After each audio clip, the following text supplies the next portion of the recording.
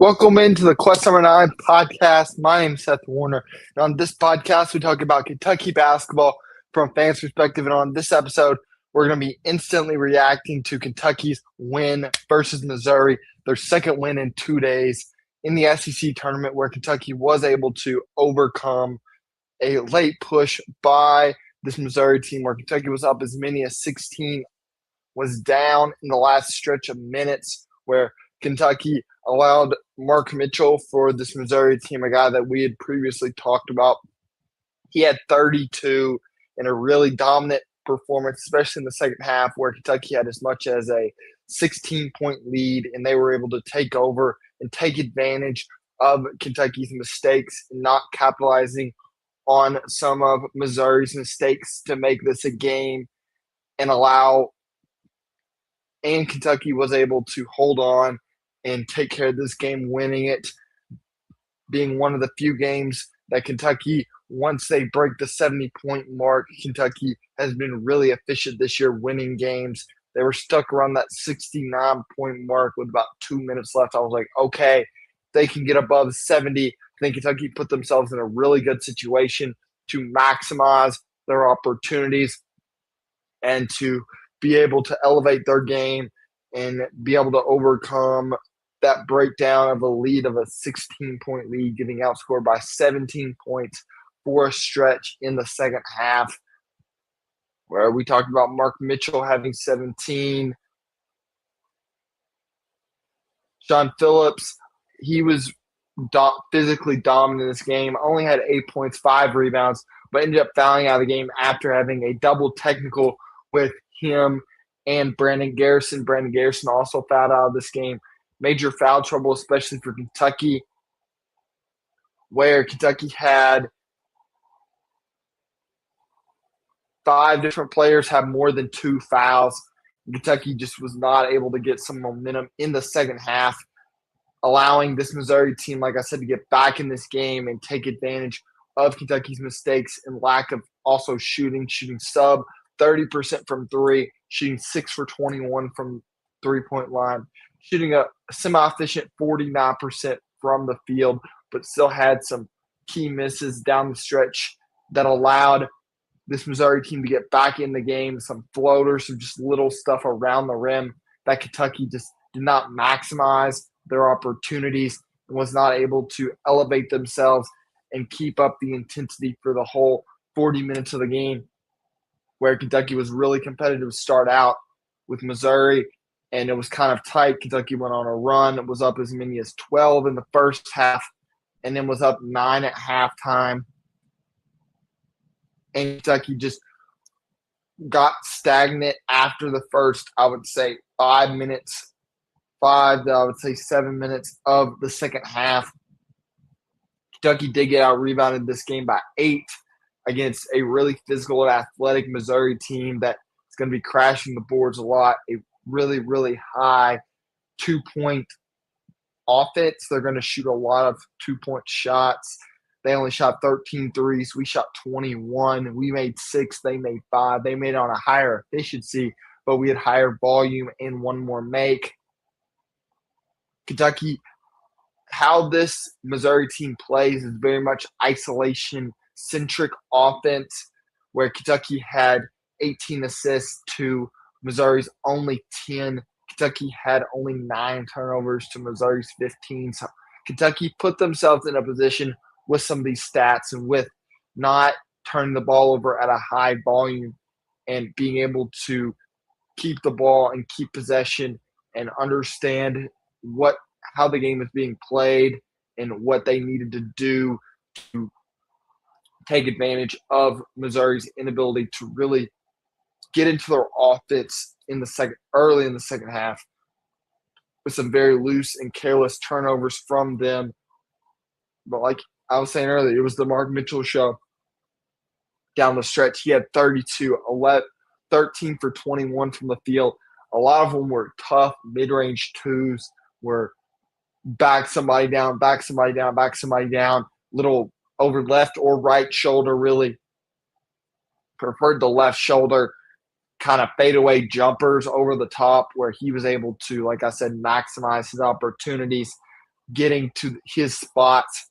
And Missouri did a good job of creating attention off the ball while they isolated their best scorer on the other side, running some action with their shooters, running some elevator action where it's the two screens coming together and the guy comes through. They did that a couple times really well, but we were able to get over the top in some of the situations. But Mark Mitchell was able to isolate and get some big-time buckets for them. They had 3 different guys that had 5+ rebounds and 2 guys with 7 boards, with that being Mark Mitchell and Jaden Stones. Stone had a big 3 in the second half. He went 1 for 2 from 3. That big shot really allowed them to push, cutting the lead there. It went from 4-1 and really put some game pressure on the Cats. The first time in a long time where they had some legit game pressure, and it was about where Kentucky put themselves in a bad situation going down the stretch with about 5 minutes left. But Missouri was not able to maximize on their opportunities, having the ball down the stretch, just not being able to extend their lead, having a 1-point lead with about 2 minutes left, just not being able to maximize and capitalize on their possessions and what possessions they had. Just kind of ended up in a couple turnovers down the stretch and early in the game where Kentucky was able to take advantage of. Colin Chandler getting in a rhythm, getting some early dunks. He had 15 points, 5 for 6 from the field, 2 for 3 from 3, and a really solid performance from him. And having his 1 missed 3 just kind of rimmed out for him. And overall, I thought he was in a good rhythm. He understood the pace of the game. He used his size at 6'5", 6'6", to be able to be physical with some of these really physical Missouri guards. Denzel Aberdeen for Kentucky, he had 16 points, 4 for 12 from the field. He had a 7-to-1 assisted turnover ratio. He had 1 rebound. He was only 1 for 4 from 3, but most of those, for me, were good looks from him. I thought he was in rhythm, shooting good shots, but some of them were off balance, but were good looks, all the else. Cam Williams came in. He knocked down a 3 that kind of clanked off the back of the rim and went in. He had 3 points in 13 minutes. He had another day where he had over double-figure minutes. That's a little surprising for him. And then Modi Abate, he was, I thought, pretty good in this game. He had 9 points in 20 minutes, 3 for 5 from the field, 7 rebounds, and 2 assists. Him and Andre Yelovich basically split the minutes. Yelovich had 18 minutes, 6 points, 3 for 6 from the field, did not make a 3, needed him to get Kentucky going early, knocking down a 3, but just was not able to convert. Didn't not have a turnover, had 1 assist. I thought was very solid. Both of our forward positions were able to give us some solid production. And then really from Kentucky's bench, we got some good defense from Brandon Garrison. Modi Abate gave us his physical downhill ability with a lot of rebounds. Cam Williams gave us a little bit of both, mainly on the defensive end and 1 made shot. Jasper Johnson was okay in his 6 minutes, really had 2 fouls, had to come in early when we had a bunch of foul trouble going on. And defensively, he was not very good, not making shots, had 1 point, missed a free throw, and just was not very locked in. He would have probably helped Kentucky really extend their lead and maximize their opportunities, their chances, just what Kentucky had going on in this game at a very high level against a talented, probably potential NCAA tournament team in Missouri, who could be that kind of 6 seed-ish team that Kentucky, 6 seed power team that Kentucky could potentially play coming up in the NCAA tournament next week. And for Kentucky, kind of talking about that Florida game a little bit later in the day, I'm going to be coming out with an episode about that, but just giving a little bit of preview. My kind of thoughts, Kentucky only shooting 29% from 3, giving up 38% from 3. If this Kentucky team expects to put Florida on upset watch. You can't give up 38% from three against this Florida team. Just how big, athletic, strong, fast they are and how good they are defensively. And you only shoot 29%. You need to keep them 30% or below, and you shoot somewhere around 37, 38 as a team and making 3 or 4 more threes than the other team. Kentucky was able to shoot 49% from the field, 47% they allowed Missouri. Kentucky really is going to have to bring more, just as much or more, that physicality that they brought in this game comparatively. But overall, I thought Kentucky was able to disrupt Missouri's rhythm in certain times, allowing turnovers. You're not going to get a lot of those turnovers that you got from Missouri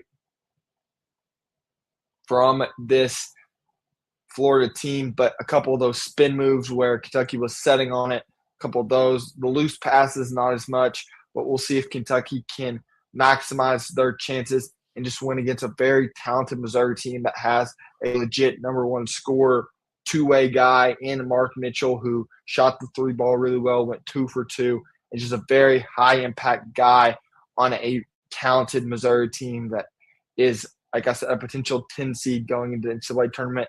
And Kentucky's eyes, like I said, move now to playing a very talented Florida team coming up tomorrow at 1 o'clock on ESPN. It's going to be a big-time matchup for both these teams.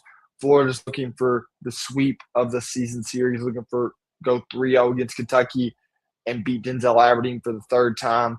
Denzel Aberdeen is looking for kind of a revenge game.